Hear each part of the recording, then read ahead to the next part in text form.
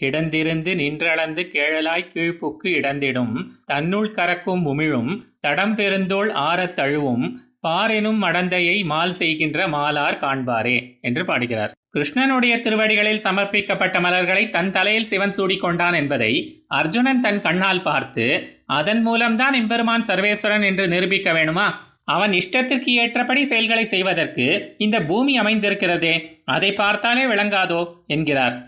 திருப்பார்கடலிலே தெய்வக்குழாங்கள் கைத்தொழ சயனித்து கிடப்பது போல சீதைக்காக கடல் அரசனிடம் வழி வேண்டி கடற்கரையில் சயனித்து கிடந்ததும், பரமபதத்திலே வீற்றிருப்பது போல சித்திரக்கூட மலையில் வந்து மகர்ஷிகளுடைய ஆசிரமத்தில் வீற்றிருந்ததும், திருமலையிலே நிலையாக நிற்பது போல ராவணனை அழித்த பின்னர் அழகிய திருக்கரத்தில் பிடித்த வில்லுடன் வீரத்துடன் நின்றதும், இப்படியாக பரத்வம் மற்றும் சௌலபியம் ஆகியவற்றுடன் அவன் இந்த பூமியில் வந்து நின்றும் இருந்தும் கிடந்தும் எழுந்தருளியுள்ள திருக்கோலங்களை முதலில் கூறுகிறார்.